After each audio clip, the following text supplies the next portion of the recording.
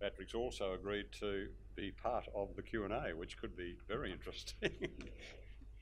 And we now come to that session. I therefore invite Patrick back to the stage, Vice-Chancellor Professor Dawn Freshwater, Guild President Ms Megan Lee, and Chancellor Robert French. Could you all please come to the stage and look at some questions from the audience? And I'm pleased to say we are running very well on time, so there's plenty of time for questions this evening. Actually, I think you owe me $5, Juanita.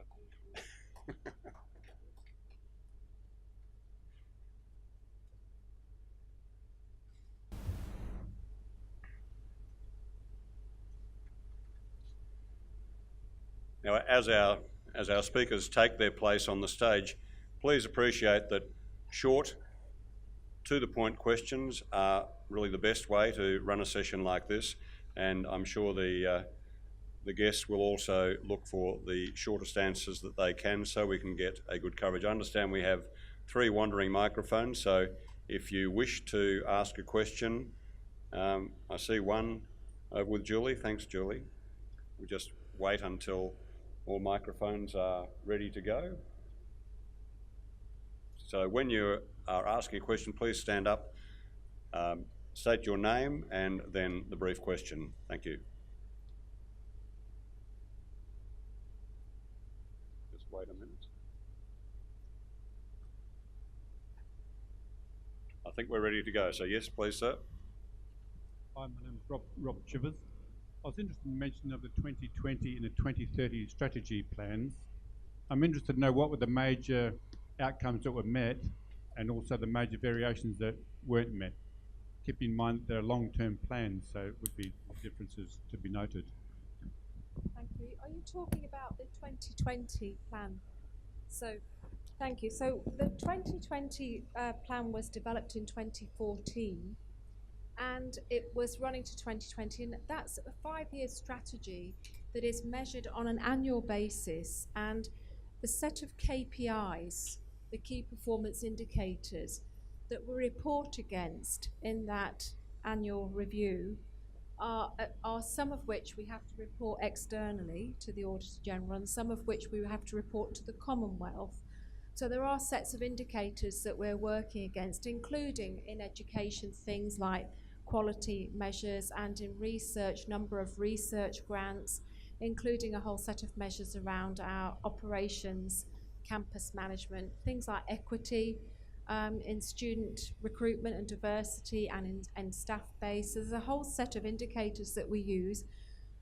We actually, many of those, as I said, are driven externally, but we also add to those as a set of indicators each year. And so as we go through the plan, of course, we set a target and work to a set of indicators 5 years out. Annually, as they're measured and monitored and reported against, we note any gap in the variation, but we also modify them because 5 years is a long time, of course, so we have to modify them on an annual basis. And we do that through a whole set of other scanning the environment and horizon scanning, but also taking account of any changes in legislation or regulation or in terms of the external market forces.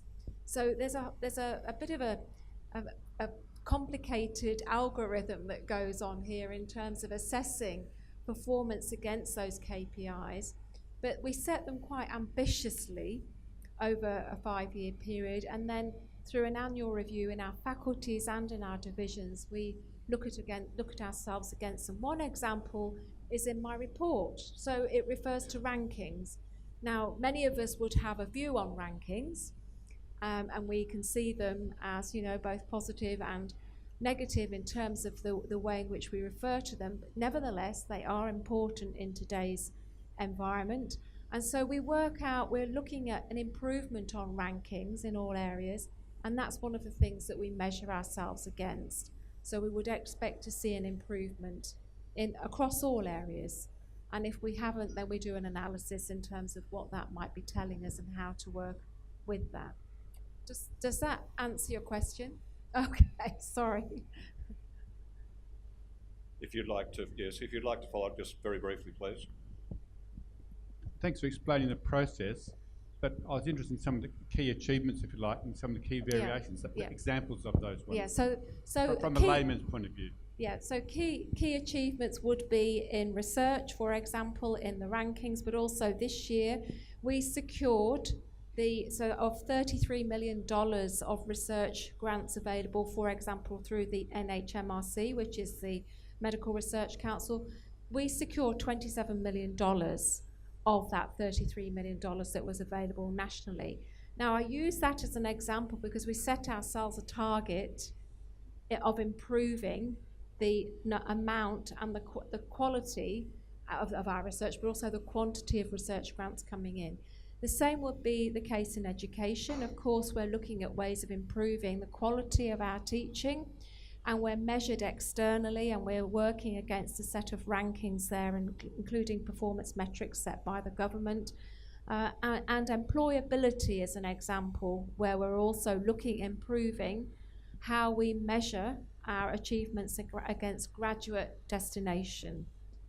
They're just a couple of examples. So their achievements, where are there gaps? There's always things that we could do better. So can we improve more in student education and the student experience? Of course we can. And that's what some of the projects have been around. Thanks, Dawn, highlighting complexity, but we'll take one from the middle, please. Thank you, Chairman.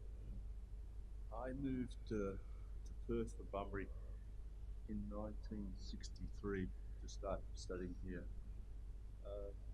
By luck, I own a penthouse over in Crawley, 23 floors up, and I have an EOTS view of what's happening to the Carnaby cockatoo.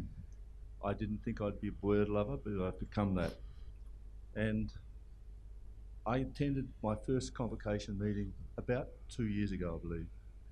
And 2 questioners were ruled out of order, or nearly that, by the Chancellor, not the Chairman. And I didn't ask my question. But I've gathered my courage, and I'm going to ask one now. Please do. I want to ask, how is it that someone who had nothing in 63 ended up with 86 acres in Oakford and devoted 3 hectares of that to the water birds of the southwest of Western Australia, and I have 41 of them living there, in a development that's about to happen? And how is it that the University of Western Australia, who was given by Hackett the land over where the Magua Oval is, and could just plant the odd banksia, and the Carnaby would be able to eat? Now, if you read the recent news, excuse my loquaciousness, but I have that.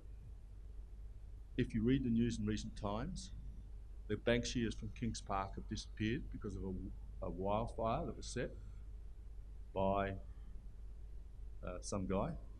And I saw, when I first got there, hundreds of mothers taking their fledglings to the little crop of banksias and taught them how to crack the nuts. I saw only one mother go there this year, and she flew over and she went away. The banksia is disappearing, and the Carnaby is disappearing. Now, I know the learner's justice, and I've read his history with one set of Aboriginals of this country, but the Carnaby cockatoo is a grand original. So I ask, is it possible that over in these housing developments that you're insisting on, that you could set aside, in my case I did 5 hectares out of 86. I'll take 3 out of hectares only of banksia. I asked further, if Convocation will consider this, I will leave my email with the young lady outside, and I'll send it all the research that you need if you consider making this decision. Thanks very much for the question. Look,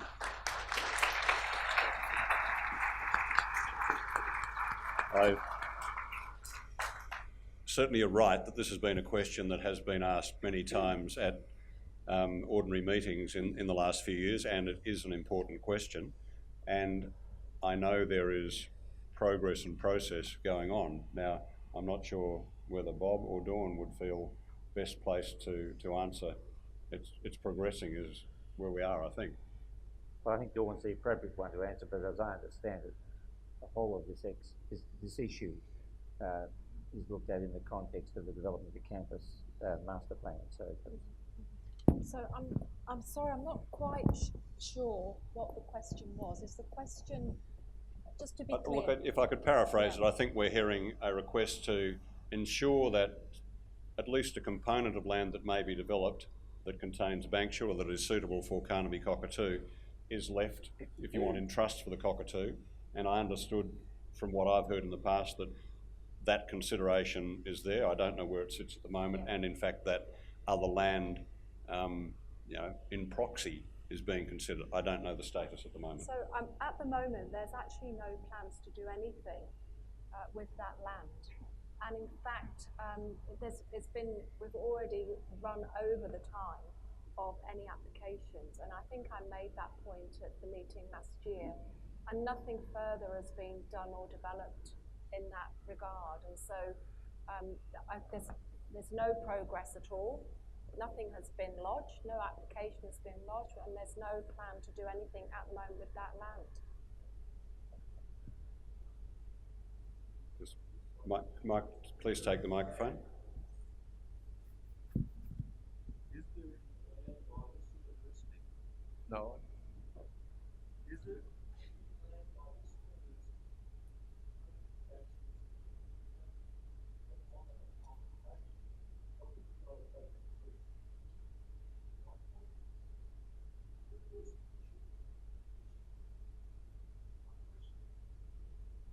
So what I would say is that in the fantastic new developments that we're working on campus, one of them includes the new School of Indigenous Studies, which is, the palette is of the Noongar colours. And of course we've done a huge amount to protect the trees that are part of that area, and we will be putting in some new trees and flora and fauna. And so what we're doing at the moment is we're working very closely, as the Chancellor said, with our stakeholders, including many of our Noongar elders who are advising us on the ways in which we think about the development of not just our campus infrastructure, but the development of our campus master plan. That work is ongoing. We're just scoping that work for the whole of the campus. But the School of Indigenous Studies would be a really good example of where we've taken account of all of that, referring back to heritage and to culture and thinking about ways in which we can plant some of the indigenous trees and to grow that environment further than we have perhaps done in the past. So there's one example, and I'm sure there'll be many more as we go through the process of developing the campus master plan. Thanks, Dawn. And look, I think we could take, certainly your offer to provide information through Convocation would be welcomed. And I guess if I read recent articles about similar items to this, the impact of climate change is also being seen on various vegetation around the state and around Perth. And so we have to appreciate what there is and what there can be done. And I think the university has some excellent people in that area. That's not an answer, but it's saying that certainly the university can do things. There's a question over the side. My name is Ruth Arnell, and I have a question for the Vice-Chancellor. In your report, you mentioned the wave energy project in Albany. Is this in conjunction with Carnegie Wave Energy, and if not, why not? Yes. It's a great question, thank you. And I'm really pleased that you want to know a bit more about that. It is in conjunction with Carnegie, and we've been working with them in partnership on this for over 12 months now. But as importantly, it's in conjunction with other universities in the state. It brings such a vibrancy to our existing campus. And of course, it adds value to the community down there. And as I mentioned, the Minister was there today. And there's quite an expansion programme going on down there as a result of this particular project. So I hope that answers your question. Just one question down the front, Brett Davies. My question is to the Chancellor. You were involved in guild politics, you've been involved in Convocation Council, but now you're our leader as the Chancellor. Now that you're Chancellor, have your views changed about our university at all? I can't really remember what they were. Yeah, you're quite right. I was involved with the Guild Council. In fact, somewhere in the back of that of your papers, there's a book of the council, a photograph of the council of 1967, in which I appear as Guild Treasurer, looking extremely youthful. And subsequently, because I did a science degree and then I did law, I think it was while I was still a law student that I actually joined, got elected to the Standing and Statutes Committee, as it was then called, of Convocation. And Convocation was then very much a body in search of a mission. In fact, Bob Nicholson set up an appallingly named committee called the Stimulative Subcommittee, which conjured out images of a dead frog which you're trying to prod with, an electric current. And I remember looking at some of the history actually at the time, because I thought there was much more engagement possible between Convocation and the Guild. Historically, post-war, you got a lot of people doing second degrees and some very talented people like the young Nugget Coombs, and they were getting Guild of Undergraduates members onto Convocation because they were electing Convocation sort of students onto the Senate. In fact, Wolfe, or younger people onto the Senate, and when Wolfe did his Royal Commission, he said there were complaints that there were not enough respectable bishops and that sort of person. So I actually wrote a big piece for Pelican suggesting that there was an overlooked power axis here. In fact, I remember trying to put a honey trap at the beginning of the article by not looking like an apologist for Convocation, so I quoted a bit of poetry from Felicia Hemans about Italy, the home of arts where glory's faded smile sheds lingering light o'er many a mouldering pile. And that was probably a reference to the age range of the Standing and Statutes Committee at that time. What I haven't changed, the view that I still take, and because it's there in the statute, is that Convocation is part of the university. And that I think that we can have a much stronger engagement than historically with Convocation, and that's already happening, both with Dawn and with myself, and you can see the consultation processes that are going on, and Convocation being brought in, as Dawn has already mentioned, to the strategic planning process, so that we're not, for example, looking at a strategic plan which pops out of a black box, and that's important for the Senate, it's important for Convocation. So that's a view which has perhaps evolved, developed, but certainly I think Convocation it's statutorily part of the university. It's a very important network for all of us, and so I support it. Thanks, Bob. Okay, one here first. It was earlier. If you need a microphone or not, that's okay. Just name, please. Good point. Hello, I'm Tim Gore. I have a question for Patrick Cornish. In fact, twofold question. In doing your literature studies, which writer did you study here? And the second part is there anyone you can nominate as one of your mentors in journalism? Writers, you mean studying, how long have you all got? Are you here till midnight? Authors, I learnt, as probably a journalist should, as a generalist, pick bits and pieces from different writers. So on his or her day, Jane Austen, for example, but among the things I learnt in my honours year here was the name of Patrick White. And I'd hardly heard of him, I certainly hadn't heard of him when I was at school in England. but I remember being struck by how innovative Patrick White was. Occasionally difficult, but I'll just give you one example. Coming from a background where you did not start a sentence with the word but,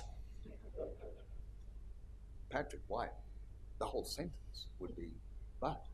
He's imitating the way someone is talking. So that's just one example. And really, Tim, I can't go through them all. Mentor, I've had people who picked me up, who actually, although I claim to have taken John Hay's counsel to shut up a little bit, in fact, I didn't shut up immediately. I went back to UK and still could talk a bit. But I, again, listened to bits and pieces and eventually got old enough to thank people in time. It's all very well thanking people when they're gone, but I learned, and if I could just say about obituaries, I would love to compile a book of obituaries of UWA people. I have, I don't know how many of them. My wife, by the way, should have credit for this marvelous selection of photos that she did, so thank you very much, Jo. But she has helped me with a book on obituaries, and there's a copy outside. Philippa Madden is in there, by the way. I was so taken by her story that's why I singled it out. But yeah, I've just carried on, and I think obituaries, compared with most of the rubbish that a journalist writes in a lifetime, obituaries actually matter. Their sort of history and so on. So whoever pointed me towards that aspect gets my vote. Thank you very much. Thanks, Patrick. Do we have any volunteers for Patrick's obituaries? Okay, we have some questions to the back in the middle. Yes, and then the lady behind.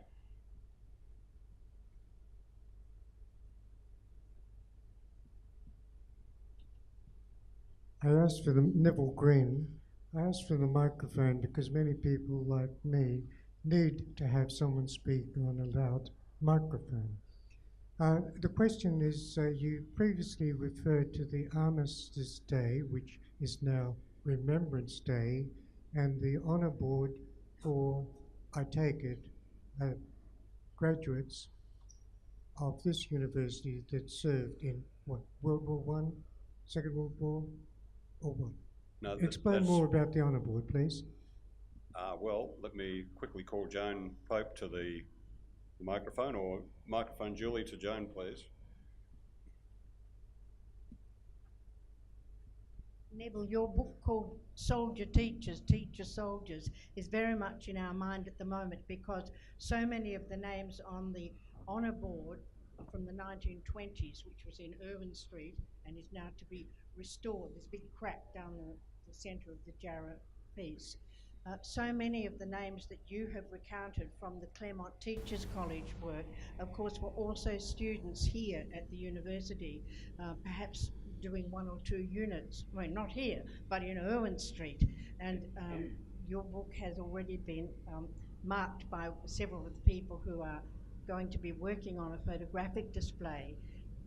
The difficulty is for us, we want to make a pictorial display, and finding photographs of everyone is tasking us. So you have several in your book. We collared them, I'll tell you. But if anyone else has any photographs or knows family of great uncles and great grandfathers and things, please let us know. And I commend your work on that immensely. Thanks, Neville. Thanks, Joan. Thanks, Neville. And the lady immediately behind Neville has a question.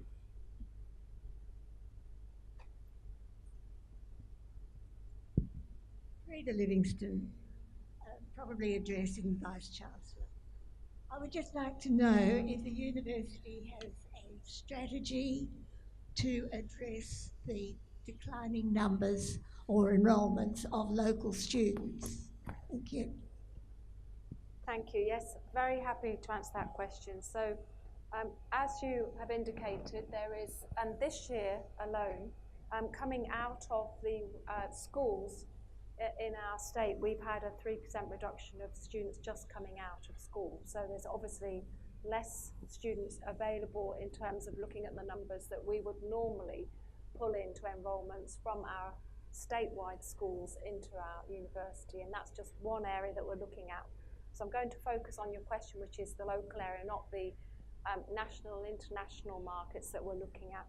So we have a schools engagement strategy, which is one part of what we're doing, Frida, and it's mainly sits in the domain of the Deputy Vice-Chancellor David Sadler and the Deputy Vice-Chancellor Ken Anderson with this, and in fact we had a meeting about this earlier today.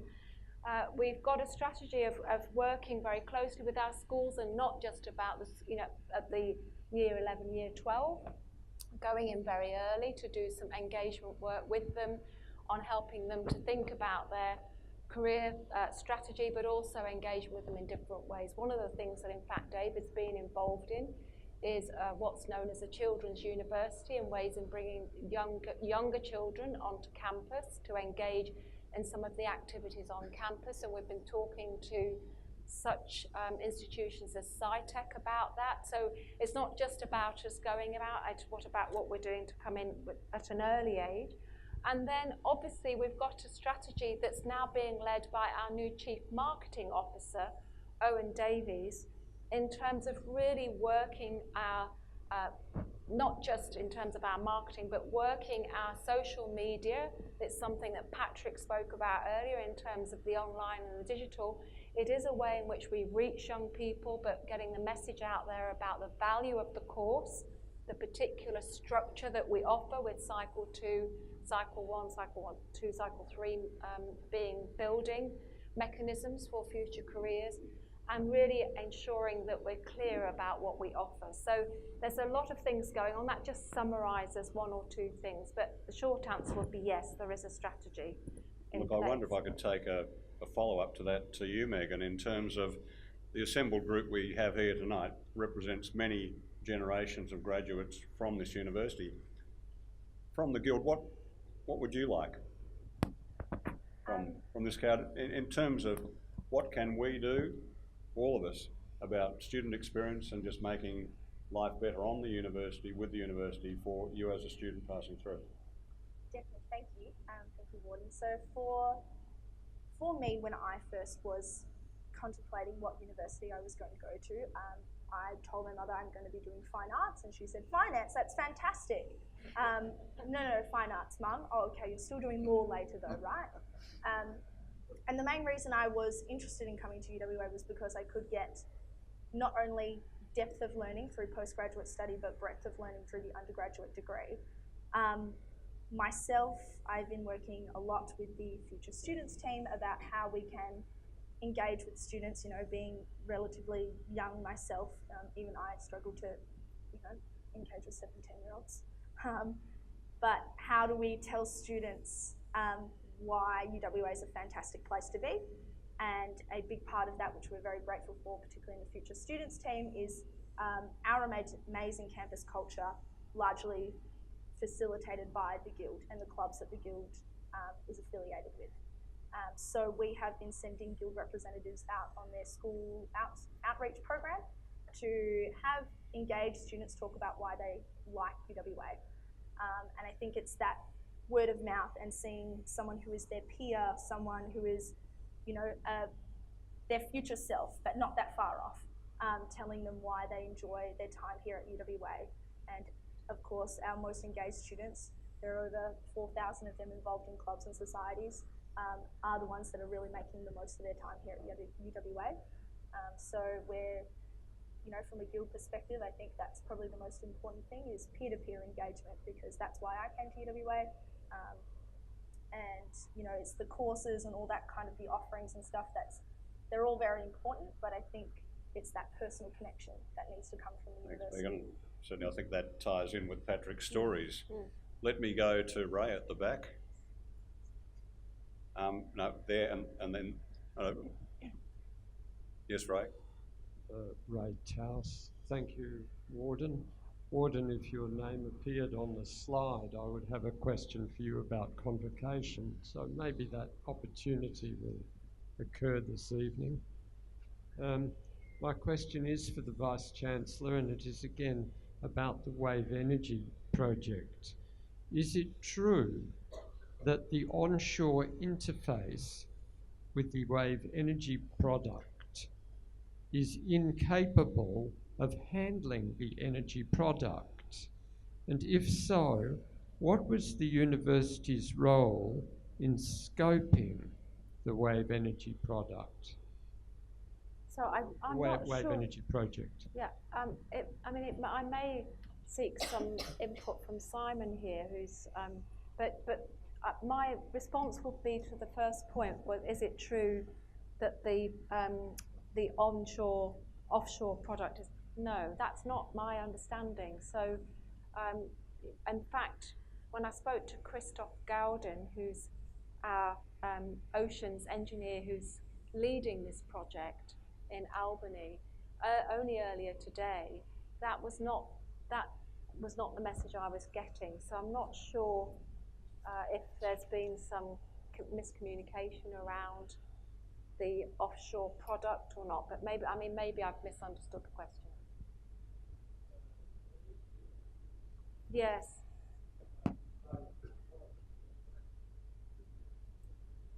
Yes. Yeah. Yeah. That's not true of the wave energy facility.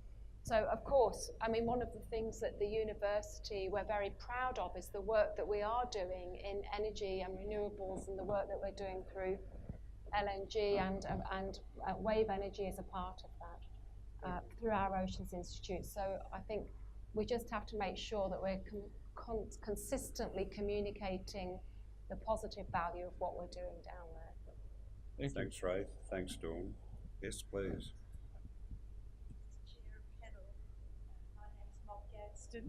Hold the microphone close to the mouth, please. Thank you. My name is Bob Gadsden, and I have questions direct to the Vice Chancellor, Freshwater. It's in regard to the flags at the front of our university. It's the gateway to our university and well seen from the approach from Trop Avenue and along Stirling Highway. There are 5 flags there: the Australian flag, the university flag, the state flag, the Aboriginal flag, and the rainbow flag. This last one has evolved from being a flag of peace that was displayed around the world in many countries since the 60s, Europe, America, and Australia, of course. But I understand that our university is supportive of this gay community. This rainbow flag has, when it's cited now, is usually associated, or only associated, with the gay community. And I support that the university is with them, and their flag, as many other flags, are entitled to be flown. However, I understand from the UWA flag policy of 2016 that a flag at your behest can be flown on certain occasions. And for, say, the gay community, there are certain days that are recognised internationally, HIV/AIDS Day, for instance, and even here, UWA Pride Week. But recently, the rainbow flag at the front of our university has been flying continuously for months. And I wonder why that is so. So can I please ask for an explanation? I believe you're the person who says that this is possible. And I think this situation is not working as it should. Has it had proper approval? Has it been granted this minority group flag to be flown continuously? And what can we expect in the future with this flag flying alongside our Australian flag, our university flag, and our state flag, and the Aboriginal flag? Thank you. Thank you for the question. Can I just say that I don't have all the power here with regards to the flag policy. So I would just like to correct that point, because the flag policy of the university is also a policy that goes to Senate, and it actually went to Senate in December. So the flag policy is being revised, and it has gone to Senate, and we had a discussion about it at Senate in December. So just to be aware that that's with those sorts of policies, because they are obviously, as you've really quite rightly pointed out, the gateway to the university, and it is important that we think about this carefully. And in fact, we are also there is a part of a federal policy that means when there is something happens in Parliament, in government, when they fly a flag at half-mast, we are also at the behest of that, and we have to fly it at half-mast. So it's not all quite within the remit of the Vice-Chancellor. Having said that, we actually put a new flagpole up last year. The Deputy Vice-Chancellor Community Engagement was part of developing the new policy around the flagpoles, and yes, you're right to note that we have had the 5 flags flying. Now, we had a discussion about this at Senate. Ken, you might want to just, this is something that sits right within your area, you might just want to respond very briefly about where we're at with the changes to the flag policy and what's happening next. So, Professor Kent Anderson. And let me just, so the reason I'm saying that is because the meeting was in December of Senate, and the next meeting of Senate isn't till next month. So there's been a gap between the process going to Senate and it then going back in April. Thank you, and thank you for the question. Yes, the university historically, or not historically, but for the last few years has had 3 flagpoles at the front of the campus. And it's increased to 5 flagpoles at the front of the campus. 3 of those flagpoles are very specific with the flags that must be flown all of the time. The national flag, the state flag, and the Aboriginal flag. 2 of the flagpoles are open. What the policy does specify is at certain times of the year, different flags should be flown at those. For example, during NAIDOC week, the Torres Strait and Islanders flag is flown. During Pride week, the LGBTIQA rainbow flag is flown. We have an open space. We also need flags for visiting foreign dignitaries when they're here. So hopefully you were here for the honorary doctorate of the Irish president. That would be another example where we would have flags available to fly for that. So it is open, it is flexible. What is key is that the 3 flags must be flown, the other 2 are open. And right now, they're being filled by those. Other flags can be suggested. Thanks, Ken. There's a question just here.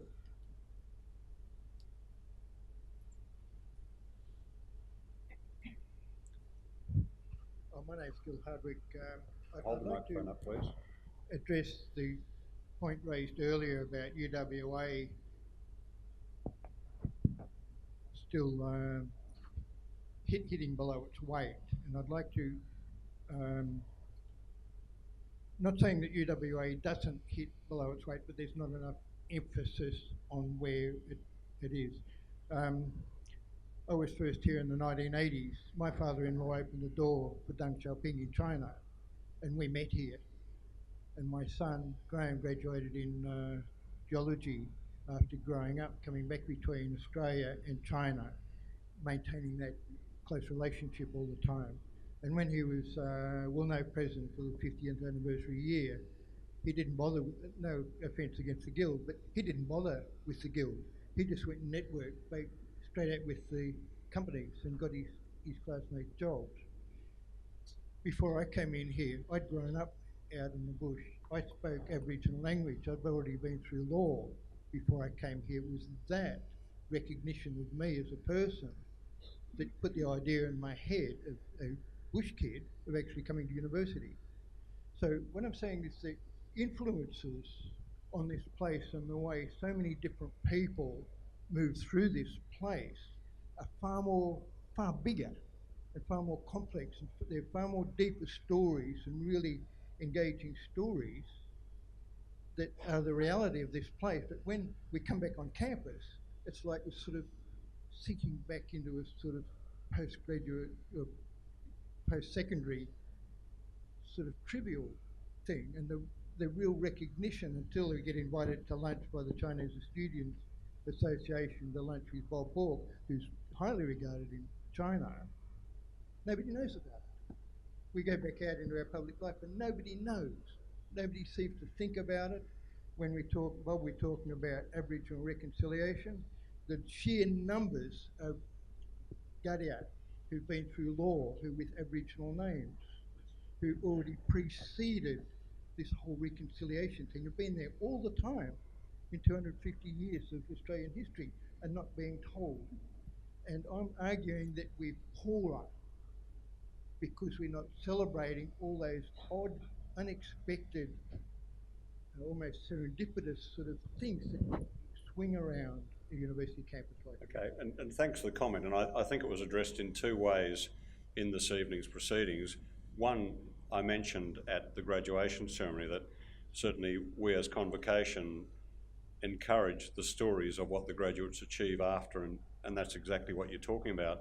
And Patrick, in his address, went very much down the path of saying, yes, there are stories to tell, there are the extraordinary and what we might term the ordinary, but in the end, they all turn into pretty extraordinary when you bother to go and have a look at them. And so, yes, the challenge is there through Convocation for the university and so on. And I think that probably covers what you're asking. We recognise the challenge universally here. And I think two more questions. One, the lady in the middle, and two there, and we'll then call it an evening and thank the panel. Hi there, my name is Fiona Kibawat. I graduated in '85 from UWA. My question is directed to Megan. Do you feel that the cost of being a student is getting more difficult? Because it's well documented, how much the rising cost of living in Perth, etc. So I'd just like you to share any of your experiences, because it must be quite interesting in your position. Thank you for that question. The short answer is yes. Being a student is difficult, and particularly as the student body at UWA continues to diversify and the number of low SES students, Aboriginal and Torres Strait Islander students, students from culturally and linguistically diverse backgrounds increases, we have noticed that it has become significantly harder for students to engage and participate in the full university experience, so to speak. We run a professional support service called Student Assist, where our caseworkers assist students with academic, financial and welfare concerns. Their caseload has increased from 600 in 2016 to 800 in 2015, 800 in 2016 and 1,200 last year. The number of students requiring financial assistance from the Guild, which is what we provide, we do a student loan scheme, emergency loans, long-term loans, as well as grants, has massively increased, and that budget is continually growing every year. The National Union of Students did a national survey into student wellbeing and student housing and affordability. Over 80% of students cited financial concerns as a reason why they withdrew from their studies at university. Many students do not live with their parents. I think, I myself come from a very safe financial background. Whilst I am a first generation Australian, my parents worked very hard to make sure that I was supported through my time at university and continue to support me through that time at university. I only make minimum wage as Guild President, and that's definitely, I wouldn't be able to live off that.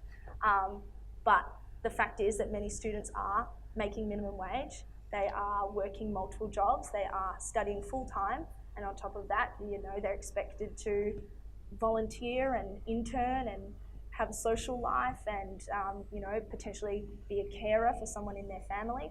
And we do know that the number of students experiencing those difficulties and those burdens is increasing, and that students are citing a lot of financial concerns as well as mental health and wellbeing concerns as reasons why they either do not enjoy their time at university or have to fully discontinue from their studies at university. And even when they are, if they're continuing their studies, as I understand it, the Guild has a concern that they're not able to get onto campus and have the kind of interaction that Patrick was talking about before. Yes. But hence the pressure for online lectures and so forth. Yes, we know that students want the flexibility in their learning, but also that doesn't mean necessarily though that they want to do away with face-to-face with their academics. They want to, when they are on campus, have the most engaging and enriching experience, so they feel like they're getting, what they're paying for, or rather what they're accruing debt for. But also to have that flexibility when it comes to learning content and ensuring that they're getting that content delivered to them in the most effective digital way, so that when they come onto campus they feel prepared and they feel engaged in their university experience. Students are very time poor, and I think there's a misconception that students are lazy, but that's not true. Students work very hard. not only in their studies, but in, sometimes 3, 4, 5 jobs, as well as everything else that they do. Thanks, Megan. Now, this is the last question because I'd like to finish pretty well on time. I think you might have got your $5, Renata.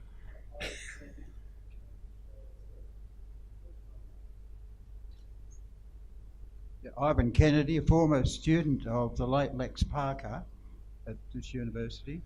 My question is a fairly general one. I thought tonight we heard very well from the Mr. Cornish, our speaker, of how emotion plays an important role in seeking wisdom.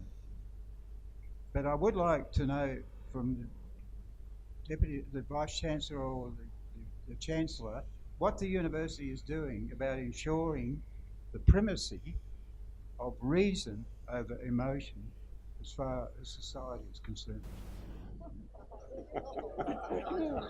Are you tossing a coin over there? Pass that one to you guys. I think it's a definite KPI. Go back to the first question. We'll add it to the list of KPIs that we have to address. But, I've been sitting here. This isn't a direct answer, but I might get to the point. I've been sitting here actually for the last 40 minutes or so while we've been in questions, and I'm still in the reverie of Patrick's speech.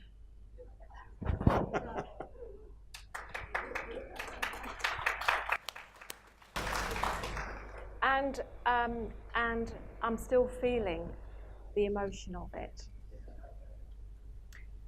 But, actually the other thing that's happening, of course, is it's percolating through me in the context of the questions that I'm getting and in the context of being in the privileged position of leading this institution through its next strategy and working it through in terms of bringing forward the history, the heritage, the emotion that's connected to that and taking it forward in a way that's thoughtful, considered, deliberative, conscious, all of those things that of course lend themselves to the rational side of our minds. Now we all know that the left brain and the right brain cope quite admirably living in the same head for most people. From my perspective actually, and I talk here as somebody who has mental health in my background, bringing those two things together has never been more of an imperative. So one of the things that the strategy has to do for the future, and Megan has really articulated this better than I ever could, is bringing together the social and the technological together so that they actually work in harmony. We cannot have generation of graduates coming out of university who are digitally literate, technologically literate, able to code. This is happening at such an early age, and they're developing an app at the age of 10 or whatever it is. Fantastic skills, they're all needed, but it needs to be applied in the context of humanity, in the context of society, in the context of people, and in the context of human interaction. And that was one of the things that Patrick said. So I'm still in that reverie, and my response to you is that it's going to be so important that we continue to tell the story of how the rational side of our histories and futures align with the emotional side of our histories and futures, because that's what storytelling does. It brings them together.